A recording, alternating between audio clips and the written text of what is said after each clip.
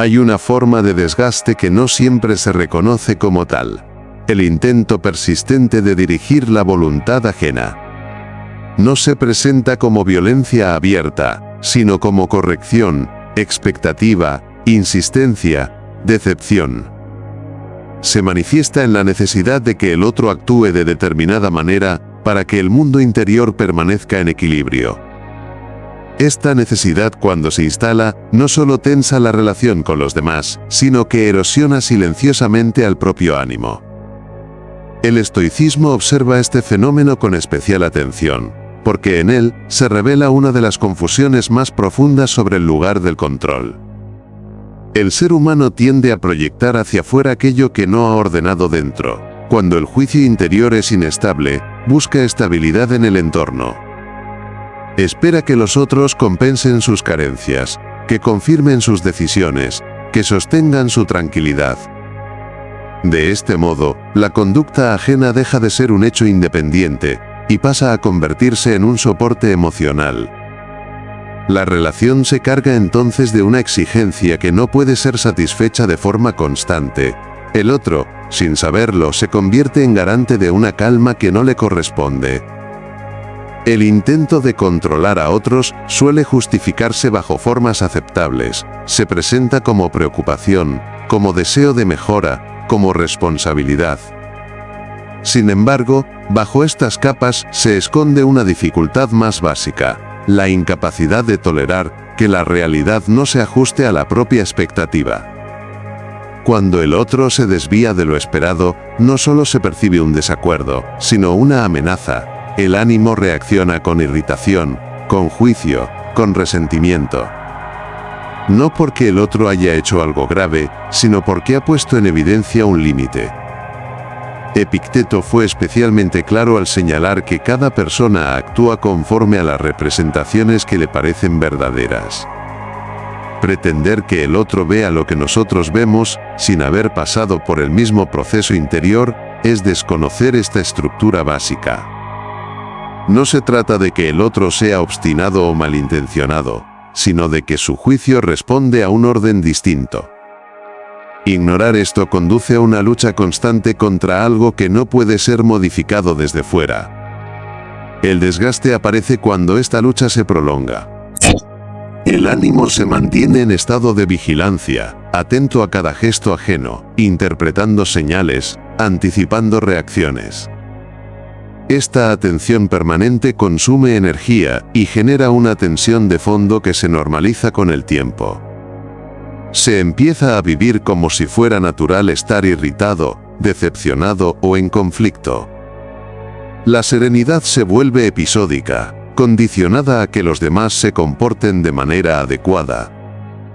En este punto, el intento de control deja de ser una acción concreta y se convierte en una disposición interior. No se controla solo con palabras o decisiones, sino con expectativas silenciosas.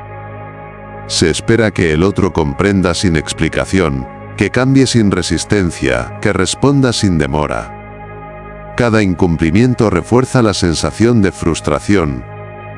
El mundo parece poblado de obstáculos, cuando en realidad está poblado de voluntades independientes. El estoicismo no propone aislarse ni desentenderse de los demás. Propone, más bien, reconocer con claridad el límite entre influencia y dominio. Podemos expresar, sugerir, advertir. Podemos incluso insistir. Pero no podemos gobernar la voluntad ajena sin pagar un precio interior elevado. Ese precio se paga en forma de inquietud constante, de pérdida de ecuanimidad, de dependencia emocional. Controlar a otros es, en el fondo, una forma de huir del propio trabajo interior. Es más sencillo intentar corregir la conducta ajena que revisar la propia relación con la realidad. Sin embargo, esta huida no conduce a la estabilidad. Al contrario, multiplica las fuentes de perturbación. Cada persona se convierte en una variable imprevisible que amenaza el equilibrio interno. El primer paso para salir de este desgaste no es cambiar la estrategia, sino cambiar la comprensión. Reconocer que la voluntad ajena no nos pertenece no empobrece la relación. La purifica. Al retirar la exigencia de control, se libera una energía que puede ser devuelta al único lugar donde tiene efecto real, el propio juicio. Este reconocimiento no produce alivio inmediato, pero abre una vía de orden que, con el tiempo, permite una relación más sobria con los demás y consigo mismo. Cuando se reconoce este límite, aparece una resistencia sutil. La mente acepta en teoría que no puede gobernar a otros, pero se resiste a renunciar a la expectativa de que, al menos, deberían comportarse de una forma razonable. Esta expectativa, aparentemente moderada, sigue siendo una exigencia encubierta. Presupone que existe una medida común de lo razonable que todos deberían compartir y que, cuando no lo hacen, están fallando de algún modo. Desde ahí, el juicio se endurece y el conflicto se reactiva. El estoico observa que esta rigidez nace de una identificación excesiva entre el propio juicio y la realidad misma. Lo que uno considera evidente se transforma, sin darse cuenta, en norma universal. El desacuerdo ajeno se vive entonces no como diferencia, sino como error. Esta vivencia genera una necesidad constante de corrección. Se explica, se insiste, se repite. Y cuando el otro no cambia, surge la frustración. No porque el intento haya sido inútil, sino porque se había invertido en él una expectativa que no podía cumplirse. Este proceso tiene un efecto corrosivo sobre el ánimo. La atención se desplaza hacia afuera de manera continua. Se evalúa al otro, se anticipan sus respuestas, se calcula el impacto de cada palabra. La mente se mantiene ocupada en un territorio que no controla. Al mismo tiempo, descuida el único espacio donde puede ejercer dominio real. El juicio propio se vuelve reactivo, dependiente de estímulos externos. La serenidad queda supeditada a la conducta ajena. En esta dependencia se produce una inversión peligrosa. Aquello que debería ser secundario se vuelve central. El otro pasa a ocupar el lugar de regulador emocional. Su comportamiento determina el estado interior. Cuando actúa conforme a lo esperado hay calma. Cuando no, hay perturbación. De este modo, la libertad interior queda condicionada a factores externos. El ánimo se vuelve vulnerable, expuesto a variaciones que no puede anticipar ni controlar. El estoicismo considera esta situación como una forma de esclavitud voluntaria, no porque el otro ejerza un poder directo, sino porque se le ha otorgado sin necesidad. Al esperar que los demás se ajusten a nuestras expectativas para poder estar en paz, hemos entregado el gobierno de nuestra tranquilidad. Esta entrega rara vez es consciente. Se disfraza de preocupación legítima, de deseo de armonía, de intención correcta. Pero su efecto es el mismo: pérdida de autonomía interior. Renunciar al control sobre otros no implica indiferencia ni retirada, implica cambiar el eje de la relación. En lugar de centrarla en el resultado esperado, se centra en la rectitud de la propia conducta. Se habla cuando corresponde, se actúa cuando es necesario, se guarda silencio cuando no hay espacio para ser escuchado. El criterio deja de ser la reacción ajena y pasa a ser la coherencia interna. Este cambio exige una vigilancia constante sobre el propio juicio. Cada vez que surge la irritación, conviene preguntarse qué expectativa ha sido frustrada. A menudo no es una expectativa explícita, sino una suposición tácita, que el otro debería comprender, que debería cambiar, que debería responder de cierta manera. Al hacer visible esta suposición, pierde parte de su fuerza. El ánimo empieza a recuperar terreno. Con el tiempo, esta recuperación se traduce en una relación más sobria con los demás. Se reduce la necesidad de intervenir, de corregir, de dirigir. No porque se haya perdido interés, sino porque se ha ganado claridad.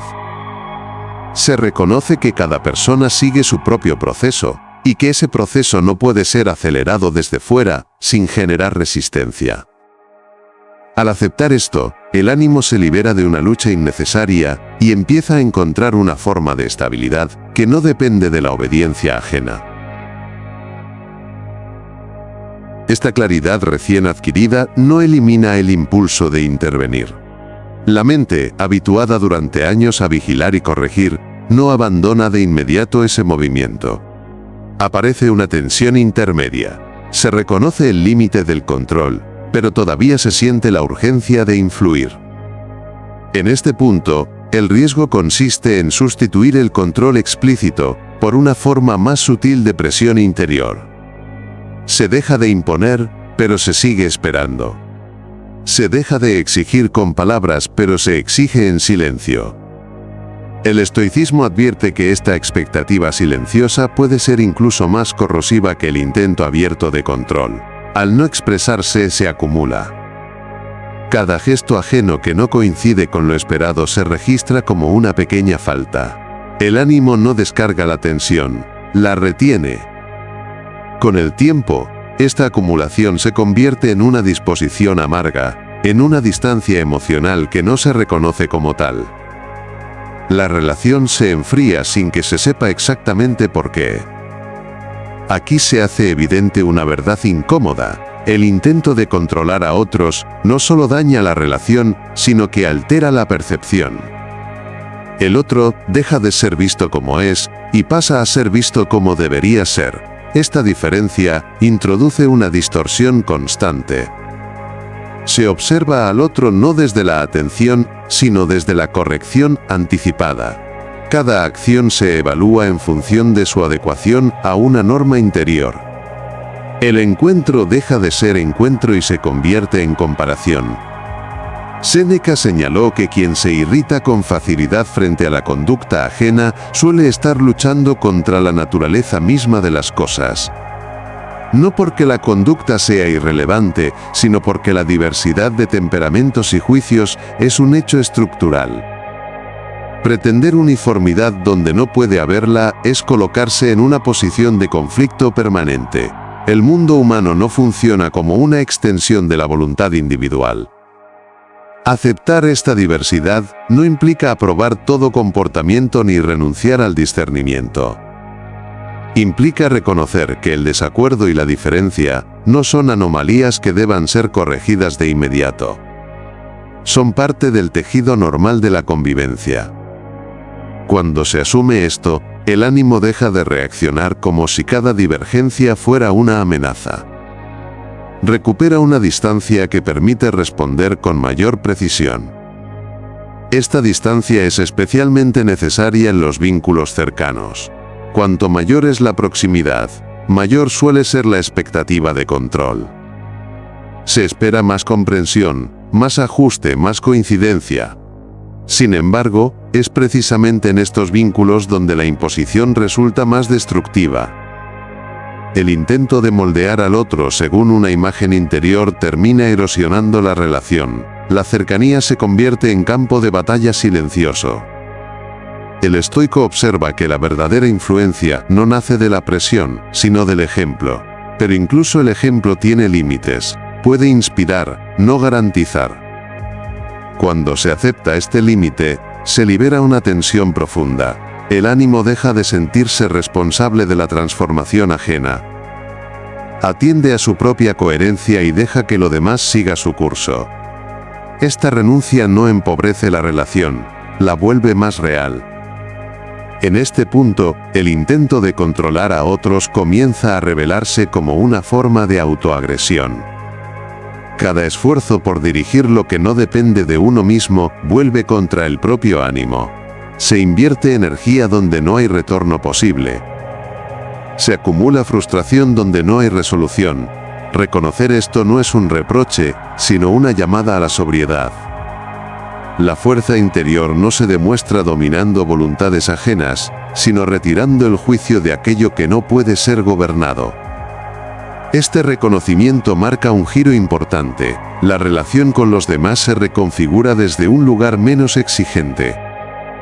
El ánimo se vuelve más disponible, no porque espere menos de la vida, sino porque ha dejado de pedirle algo que no puede dar. En esta disponibilidad aparece una forma de calma que no depende de la obediencia ni de la coincidencia. Una calma que nace de aceptar, con claridad, que cada voluntad sigue su propio curso. Al asentarse esta aceptación, se hace visible otra consecuencia del control: la pérdida de presencia. Quien intenta dirigir constantemente a otros rara vez está del todo presente en el encuentro. Su atención no descansa en lo que ocurre, sino en lo que debería ocurrir. Escucha para corregir, observa para anticipar, responde para reconducir. El momento presente se vive como un medio, no como un fin. Esta instrumentalización continua empobrece la experiencia y tensa el ánimo. La presencia auténtica exige renunciar a la manipulación del resultado. Implica estar con el otro sin un guión previo que deba cumplirse. Esta renuncia resulta difícil para quien ha hecho del control una forma de seguridad. Sin embargo, sin ella no hay encuentro real. El otro se percibe siempre como una tarea pendiente, no como una realidad autónoma. El vínculo se vuelve funcional, no vivo. El estoicismo invita a recuperar esa presencia mediante una atención despojada. No se trata de aprobar ni de ceder en todo, sino de responder a lo que es, no a lo que se esperaba. Esta atención requiere un ajuste interior, abandonar la idea de que la propia paz depende de la conducta ajena. Mientras esa idea persista, la presencia será parcial y condicionada. Otro efecto del control es la fatiga moral. Intentar enderezar continuamente a los demás genera una sensación de carga permanente. El ánimo se siente responsable de corregir, de advertir, de prevenir errores. Esta responsabilidad autoimpuesta no tiene fin, porque la diversidad humana es inagotable. Cada corrección abre la puerta a otra. El resultado es un cansancio profundo que no se alivia con el descanso físico. Este cansancio se confunde a menudo con compromiso o con cuidado. Se piensa que retirarse sería una forma de abandono. Sin embargo, el estoico distingue entre cuidado y posesión. Cuidar implica atender sin apropiarse. Poseer implica exigir que el otro se ajuste a una imagen propia. Cuando el cuidado se convierte en posesión, pierde su carácter benevolente y se transforma en presión. Renunciar al control permite que el cuidado recupere su medida. Se ofrece lo que puede ofrecerse y se retira cuando no hay recepción. No se insiste más allá de lo razonable. Este límite no empobrece el vínculo, lo protege, evita que la relación se convierta en un campo de desgaste mutuo. El otro deja de sentirse dirigido, y el ánimo deja de sentirse frustrado. Esta renuncia también devuelve claridad al propio juicio. Al dejar de estar ocupado en corregir a otros, el ánimo recupera espacio para observarse. Aparecen entonces preguntas más precisas: ¿desde dónde actúo? ¿Qué me mueve realmente? ¿Busco el bien del otro o la confirmación de mi propia visión? Estas preguntas no buscan culpabilidad, sino ajuste. Permiten alinear la acción con la intención de forma más honesta. Con el tiempo, esta alineación produce una relación distinta con el desacuerdo. El desacuerdo deja de vivirse como una amenaza personal y pasa a ser reconocido como una diferencia legítima. No todo desacuerdo requiere intervención. No toda divergencia exige resolución. Aprender a convivir con esta realidad reduce de manera notable la tensión interior. Así, el abandono del control no conduce al caos, sino a una forma más estable de orden. Un orden que no se impone desde fuera, sino que se sostiene desde dentro. El ánimo, al dejar de extenderse hacia la voluntad ajena, recupera su centro. Y desde ese centro, puede relacionarse con los demás sin necesidad de dominarlos para mantenerse en pie. Cuando el centro se recupera, la relación con el poder se transforma. El deseo de controlar a otros suele confundirse con fortaleza, cuando en realidad es un síntoma de fragilidad interior. Se controla porque se teme perder el equilibrio. Se dirige porque se sospecha que, sin dirección externa, todo se desordenará. El estoico invierte esta lógica. La verdadera fortaleza no consiste en imponer orden fuera, sino en sostenerlo dentro, incluso cuando lo externo permanece indócil. Esta inversión exige revisar la idea de responsabilidad. Muchas veces se asume una responsabilidad que no corresponde, como si el curso de la vida ajena fuera una extensión de la propia. Esta asunción indebida genera una presión constante, cada error del otro se vive como una falta propia, cada desviación, como un fracaso personal. El ánimo se carga con un peso que no puede sostener sin deformarse. Renunciar a ese peso no es irresponsabilidad, es exactitud. Al abandonar la pretensión de gobernar voluntades ajenas, se aclara también el sentido del consejo. El consejo deja de ser una herramienta para corregir resultados y se convierte en una oferta. Se da cuando es oportuno, se retira cuando no es recibido. No se repite hasta desgastarse. Esta moderación preserva tanto la relación como la propia dignidad. El ánimo no se arrastra detrás de una aceptación que no llega. Esta forma de proceder requiere tolerar la incomodidad de ver al otro tomar decisiones que uno no compartiría. Aquí se pone a prueba la coherencia interior. Si la calma depende de que el otro actúe correctamente, el control reaparece. Si la calma se sostiene en la rectitud del propio juicio, el desacuerdo puede ser atravesado sin ruptura. Esta diferencia es decisiva.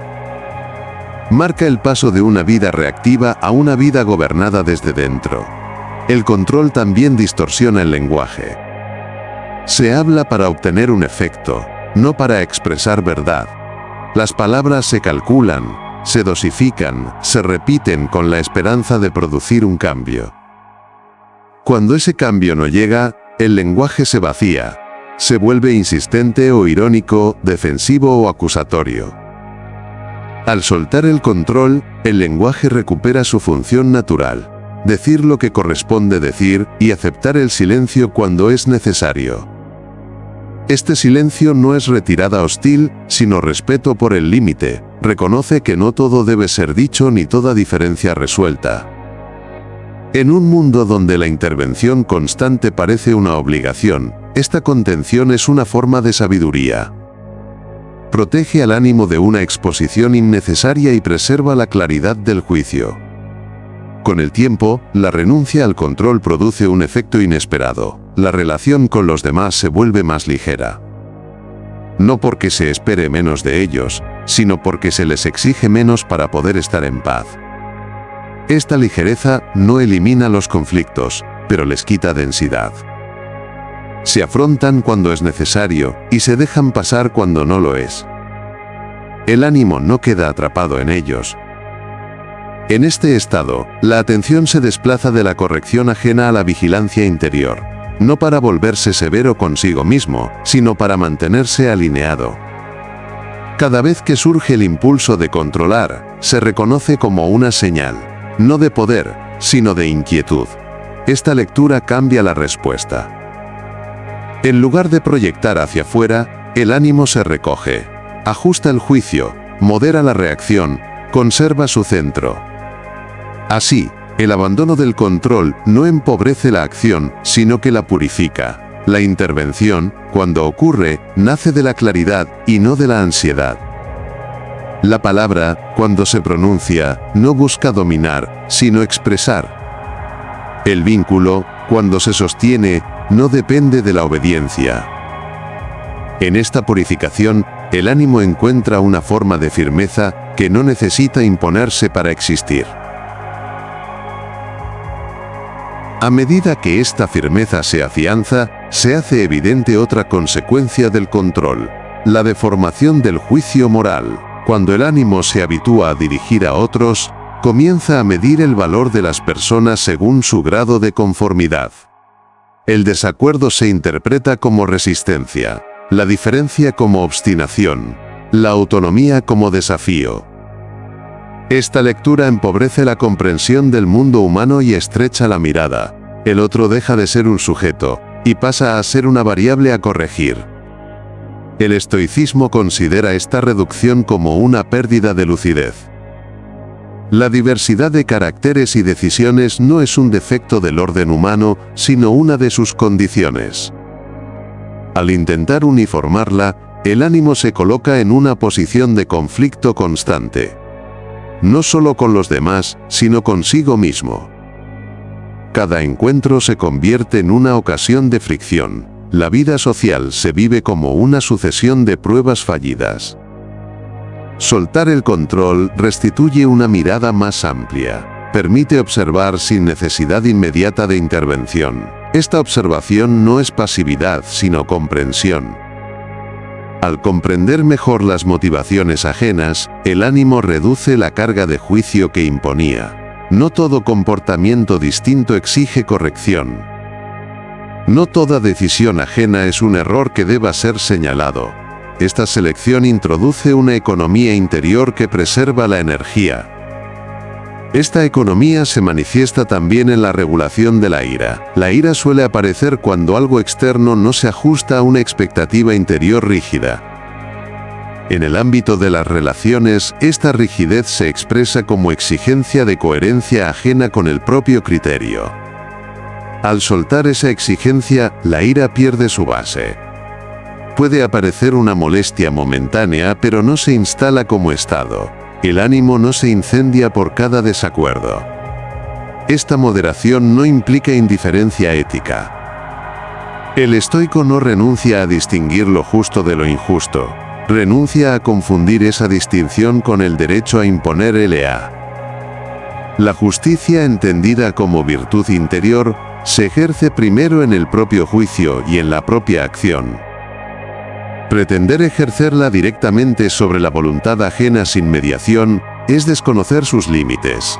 La corrección moral comienza en casa. Cuando este principio se integra, la relación con la autoridad cambia. Ya no se busca autoridad sobre otros, sino autoridad sobre uno mismo. Esta autoridad no necesita reconocimiento externo. Se sostiene en la coherencia entre juicio y acción. Quien ha logrado esta coherencia no siente la urgencia de dominar. Su estabilidad no depende de la obediencia ajena. Puede convivir con la discrepancia sin perderse. Esta convivencia exige tolerar la imperfección del mundo humano. No como resignación amarga, sino como aceptación lúcida. El estoico sabe que la aspiración a un entorno plenamente racional es incompatible con la naturaleza de las cosas. Al aceptar esta incompatibilidad, se libera de una lucha interminable. El ánimo deja de tensarse contra lo inevitable y se concentra en lo posible. En este punto, el abandono del control revela su dimensión más profunda. No es solo una estrategia relacional, sino una forma de higiene interior. Al retirar la atención de la voluntad ajena, el ánimo se limpia de proyecciones innecesarias. Recupera claridad. Ve con mayor precisión dónde comienza y dónde termina su responsabilidad. Esta precisión no reduce el compromiso, lo vuelve exacto. Así, el intento de controlar a otros se reconoce finalmente como un error de ubicación. Se había colocado el centro de gravedad fuera, en lo que no puede ser gobernado. Al devolverlo a su lugar, el ánimo se endereza, no necesita imponerse para afirmarse. Su fuerza proviene de saber hasta dónde llega y de aceptar, sin resistencia, aquello que queda fuera de su alcance. Desde esta precisión recuperada, la vida relacional adquiere un ritmo distinto. Ya no está marcada por la urgencia de intervenir ni por la vigilancia constante del comportamiento ajeno. El ánimo se mueve con mayor soltura, porque ha dejado de anticipar conflictos que no le corresponden resolver. Esta soltura no es desinterés, sino una forma más justa de atención. Se atiende a lo que ocurre sin apropiárselo, se responde sin pretender cerrar todos los caminos. En este nuevo ritmo, la paciencia deja de ser un esfuerzo tenso y se convierte en una consecuencia natural. No hay prisa por corregir, porque ya no se espera una alineación inmediata. El tiempo del otro es reconocido como distinto del propio. Este reconocimiento reduce la fricción y permite que los procesos sigan su curso sin presión añadida. El estoico no acelera lo que no puede acelerarse sin romperse. Esta actitud modifica también la experiencia del error ajeno. El error deja de ser una ofensa personal y pasa a ser un dato. Puede ser señalado cuando es pertinente, pero no se convierte en motivo de irritación sostenida. El ánimo no se identifica con la necesidad de tener razón. Prefiere conservar la claridad antes que imponerse. Esta preferencia no es debilidad sino discernimiento. Al abandonar el control, se debilita la necesidad de victoria. Muchas discusiones no buscan comprender, sino vencer. Son intentos de afirmar una posición frente a otra. Cuando el control deja de ser el objetivo, la victoria pierde atractivo. El intercambio puede detenerse sin sensación de derrota. El silencio no se vive como concesión, sino como cierre adecuado. Esta capacidad de cerrar sin imponerse es una de las formas más finas de dominio interior. La renuncia al control también libera del resentimiento acumulado. Cuando se ha esperado durante mucho tiempo que el otro cambie y no lo ha hecho, se acumula una carga silenciosa. Cada interacción reactiva ese fondo. Al soltar la expectativa, esa carga pierde su sostén. El resentimiento no encuentra dónde apoyarse. El ánimo se aligera, no porque el pasado haya sido borrado, sino porque ya no se lo utiliza como argumento contra el presente. En este aligeramiento, la relación con la compasión se vuelve más clara. La compasión no nace del deseo de corregir, sino de comprender la limitación común. Ver al otro como alguien que actúa según sus propias representaciones, no como alguien que debería actuar de otro modo, abre un espacio distinto. No de superioridad, sino de igualdad en la imperfección. Esta mirada reduce la dureza del juicio y permite una cercanía menos exigente. Este cambio no garantiza armonía constante. Los conflictos siguen apareciendo. La diferencia es que ya no se viven como amenazas a la estabilidad interior. Se afrontan cuando es necesario y se dejan pasar cuando no. El ánimo no queda atrapado en ellos. Aprende a distinguir entre lo que requiere acción y lo que solo exige aceptación. Esta distinción ahorra una cantidad considerable de energía. Con el tiempo, esta economía interior se traduce en una mayor disponibilidad. Al no estar ocupado en controlar, el ánimo tiene más espacio para escuchar, para comprender, para responder con medida. La relación con los demás se vuelve menos defensiva. No se anticipa el ataque ni se prepara la corrección. Se está más presente, no porque se haya renunciado al juicio, sino porque el juicio ya no necesita imponerse para sostenerse. Así, el abandono del control sobre otros no conduce a una vida más pasiva, sino a una vida más exacta. Cada intervención se vuelve más precisa, cada silencio más consciente. El ánimo deja de dispersarse en luchas innecesarias y se concentra en mantener su coherencia. Desde esa coherencia, la convivencia se vuelve menos destructiva. No porque todos cambien, sino porque uno ha dejado de exigírselo para poder estar en paz. Cuando esta forma de relación se consolida, aparece una comprensión más profunda del daño que produce el control prolongado. No solo agota, no solo genera conflicto, sino que va erosionando lentamente la propia identidad. Quien vive pendiente de dirigir a otros, termina definiéndose por esa función. Su valor se mide por la capacidad de influir, de corregir, de mantener alineado el entorno. Cuando esa capacidad falla, como inevitablemente ocurre, se instala una sensación de vacío. El ánimo no sabe ya quién es sin esa lucha. El estoicismo señala aquí un riesgo silencioso: confundir la propia valía con el impacto que se tiene sobre los demás. Esta confusión hace que la calma interior dependa del efecto producido. Si el otro cambia, hay alivio. Si no cambia, hay frustración. El yo queda atado a un resultado externo. Soltar el control implica también soltar esta forma empobrecida de identidad. Implica reconocerse no por lo que se logra modificar fuera, sino por la coherencia que se mantiene dentro. Este reconocimiento devuelve una forma de dignidad tranquila. No necesita demostrarse ni imponerse, se sostiene en la fidelidad al propio juicio. Cuando esta dignidad se asienta, el ánimo deja de buscar confirmación constante. Puede convivir con la indiferencia, con el desacuerdo, incluso con el rechazo, sin interpretarlos como amenazas existenciales. La vida interior se vuelve más estable, porque ya no está a merced de la respuesta ajena. En este punto, se hace evidente que el intento de controlar a otros no solo destruye la relación, sino que impide el crecimiento propio. Mientras la atención está volcada hacia afuera, el trabajo interior se posterga. Se pospone la revisión del propio carácter, de las propias reacciones, de las propias incoherencias. Controlar a otros se convierte, sin quererlo, en una forma de distracción. Evita enfrentar las propias limitaciones. Al retirar esa distracción, el ánimo queda a solas consigo mismo. Esta soledad no es aislamiento, sino claridad. Aparecen aspectos que antes se ocultaban bajo la actividad constante. Impaciencia, necesidad de aprobación, miedo al desorden. Verlos no es cómodo, pero es necesario. El estoico no huye de esta visión. La acepta como parte del proceso de ajuste. La corrección empieza donde termina la proyección. Soltar el control permite también redefinir el sentido de la ayuda. Ayudar deja de ser dirigir y pasa a ser acompañar.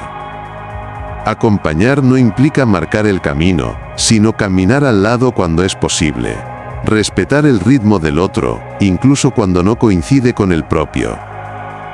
Esta redefinición aligera tanto al que acompaña como al acompañado. Nadie queda atrapado en un rol que no puede sostener. Este cambio transforma la experiencia del límite. El límite ya no se vive como fracaso, sino como información. Indica hasta dónde llega la propia responsabilidad y dónde comienza la ajena. Esta información es valiosa porque evita el desgaste innecesario. Permite retirarse a tiempo, guardar silencio cuando no hay recepción, aceptar que no todo puede ser resuelto desde la voluntad propia. En esta aceptación, el ánimo recupera una forma de descanso que no había conocido. No es el descanso de la ausencia de problemas, sino el descanso de no cargar con problemas ajenos como si fueran propios. Esta descarga libera una energía que puede ser invertida en el cultivo del carácter. En la atención al propio juicio, en la moderación de la respuesta, en la constancia de la intención. Así, el abandono del control se revela no como una pérdida de influencia, sino como una recuperación de integridad. El ánimo deja de fragmentarse entre expectativas incumplidas y resistencias ajenas. Se unifica en torno a lo que realmente puede sostener. Esta unificación no produce aislamiento, sino una forma más sana de relación. Una relación donde cada cual permanece en su lugar, sin invadir ni ser invadido. En ese respeto mutuo, la convivencia se vuelve menos destructiva, aunque nunca perfecta. Cuando esta integridad se ha restablecido, la vida adquiere una coherencia distinta. No más simple, pero sí menos desgarrada. El ánimo ya no se reparte entre la vigilancia constante del exterior y el descuido de su propio estado. Ha aprendido, no sin esfuerzo, a permanecer en su lugar. Desde ahí, la relación con los demás se ordena de forma natural, no porque desaparezcan los conflictos, sino porque dejan de ocupar el centro. El intento de controlar a otros se revela entonces con toda claridad como una estrategia fallida de autoprotección. Se buscaba seguridad y se obtuvo desgaste. Se buscaba orden y se generó tensión. Se buscaba calma y se produjo dependencia. Al comprender esto, no surge reproche, sino sobriedad. El ánimo reconoce que actuó desde el miedo y ajusta su postura. Este ajuste no es humillante, es liberador. En esta liberación, la voluntad propia recupera su dignidad. Ya no se mide por su capacidad de imponer, sino por su capacidad de mantenerse firme sin imponerse. Esta firmeza no necesita confrontación constante. Se manifiesta en la coherencia sostenida, en la palabra medida, en el silencio oportuno. El ánimo deja de demostrar fuerza y empieza a ejercerla donde corresponde. La convivencia vista desde aquí, deja de ser un terreno que deba ser conquistado. Se convierte en un espacio compartido, inevitablemente imperfecto, donde cada cual actúa según su propio grado de claridad. El estoico no espera uniformidad ni obediencia. Espera en todo caso, conservar su rectitud en medio de la diversidad. Esta expectativa es exigente, pero no destructiva. Depende solo de uno mismo. Controlar a otros finalmente, se comprende como una forma de violencia sutil, no siempre visible, no siempre intencionada, pero real. Violencia contra la autonomía ajena y contra la propia paz. Al renunciar a ella no se pierde autoridad, se pierde rigidez. Y en esa pérdida se gana capacidad de adaptación, de comprensión y de resistencia interior. Esta renuncia no implica callar siempre ni retirarse de toda confrontación. Implica elegir con cuidado cuándo hablar y desde dónde hacerlo. La palabra ya no nace de la urgencia de cambiar al otro, sino de la necesidad de ser fiel al propio juicio. Si es escuchada bien, si no se retira sin resentimiento. El ánimo no queda atado al efecto producido. Al final el daño más profundo del control no es el conflicto externo que genera, sino la fractura interior que sostiene. Mientras se intenta gobernar lo ingobernable, se descuida lo esencial. El carácter se vuelve reactivo, la atención se dispersa, la calma se vuelve frágil. Soltar devuelve unidad, recoloca la energía donde puede dar fruto. Así se cierra este recorrido, no como una conclusión definitiva, sino como una advertencia lúcida. Cada vez que surja el impulso de dirigir la voluntad ajena, conviene detenerse y observar qué miedo lo alimenta. Ese miedo señala siempre un trabajo pendiente en el propio juicio. Atenderlo es más exigente que controlar a otros, pero también es lo único que no destruye. En esta atención constante, el ánimo aprende a convivir sin dominar, a cuidar sin poseer, a influir sin exigir. Aprende sobre todo a no entregarse a una lucha que no puede ganar sin perderse a sí mismo. Y en ese aprendizaje silencioso, encuentra una forma de firmeza que no necesita destruir para sostenerse. Gracias por haber escuchado hasta el final. Si estas ideas te ayudan a ordenar la mente y a relacionarte con la vida con un poco más de claridad, puedes quedarte. Seguiremos explorando el estoicismo con calma, sin promesas vacías y sin ruido innecesario.